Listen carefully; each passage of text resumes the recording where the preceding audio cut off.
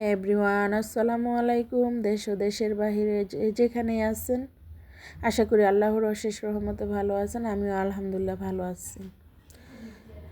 তো আমি এখন গ্রামে আছি, এটা তো সবাই জানেন। তো এখানে আমি আমার আপুর বাড়িতে আসছিলাম।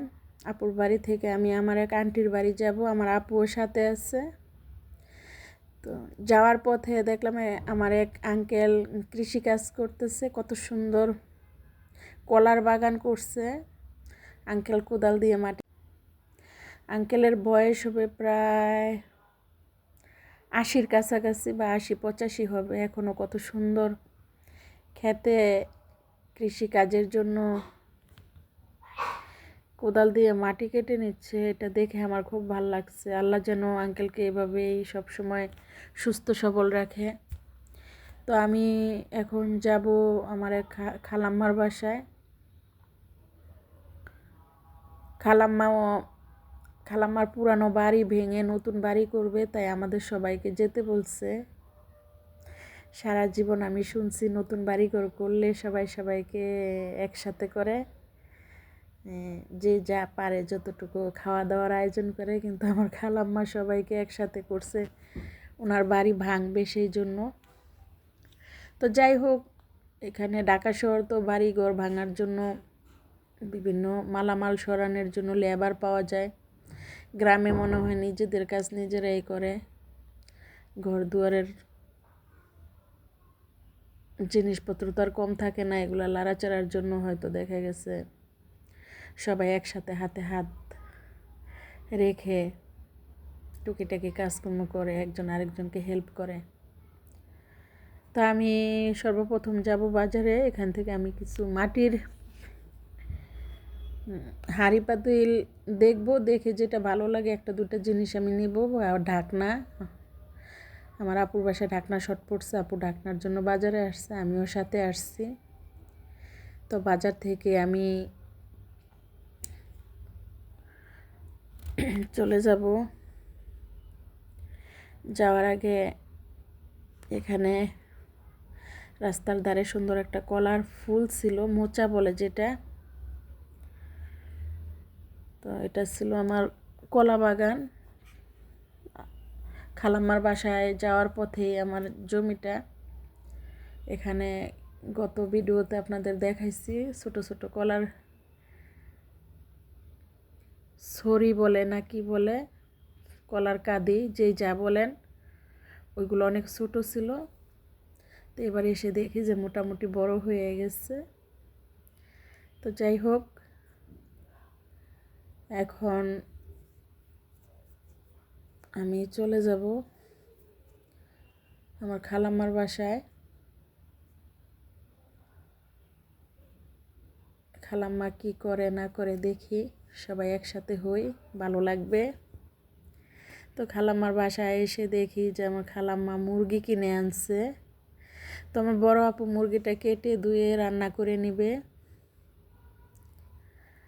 তো এখানে আমার আরও 2-3 জন খালাম্মা ছিল আমার একটা খালাতো বোন ছিল, খালাতো ভাই ছিল, খালার আমার 2-3 খালার বাড়ি এক জায়গায়। তাই আমি আর কোথাও গেলাম না, আমার খালারা এখানেই সবাই একসাথে হয়েছে।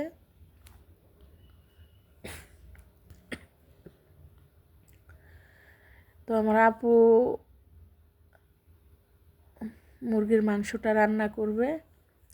তো খালাম্মার ঘর তো ভেঙে ফেলছে, এখানে খোলা জায়গার মধ্যে আমরা মোটামুটি একটা সুন্দর একটা সময় কাটাইছি।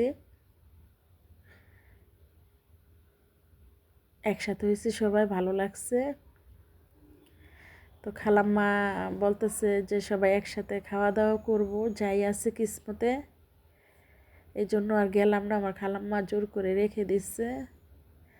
আর আমার অন্যান্য খালাম্মারাও বলতেছে যে থাকেন, একটু পরে যান বা বিকালে যান। ঠিক আছে, মুরব্বীদের কথা ফেলা যাবে না, রয়ে গেলাম। আমার আম্মাও আছে এখানে।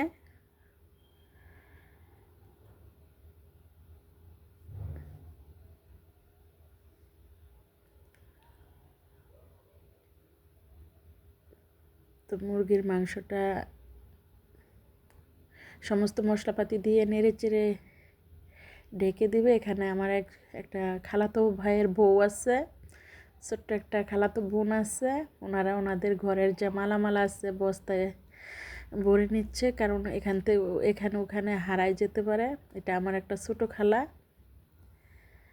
তো যাই হোক, মুরগির মাংসটা ঢেকে দেওয়ার পরে এরকম ঝোলঝোল হয়ে গেছে, এটা কষাই নিবে। এটা আমার এক খালাম্মা হয়। আর এখানে আমার খালাম্মার বাড়ির পাশে আরেকটা জমি আছে, একদম বাড়ি ঘেঁষে উঠানের সাথে। এই জমিতে ঘর করার জন্য যে ইটা লাগে, সেই ইটাগুলো এনে রাখছে। এটা খালাম্মার একটা বাগান, এই বাগান থেকে পেঁপে ছিঁড়ে নিচ্ছি। আমার আপু বলতেছে যে বাসায় নিবে, তো সেই জন্য পেঁপেগুলো ছিঁড়ে নিচ্ছি। এখান থেকে আমরা পেঁপে কেটে খাইছি কিছুক্ষণ আগে। তো এখানে কত সুন্দর দুটো হাঁস, চীনা হাঁস বলে, আমার খালাম্মার হাঁস। তো যাই হোক, সবাই টুকিটাকি কাজকর্ম করতেছে, সবাই ব্যস্ত।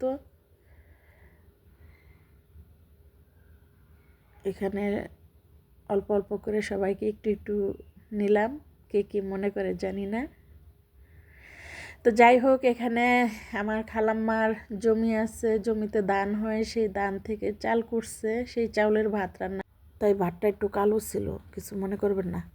তো আপনাদের আমার আজকের ভিডিও দেখে যদি ভালো লাগে একটু লাইক দিবেন।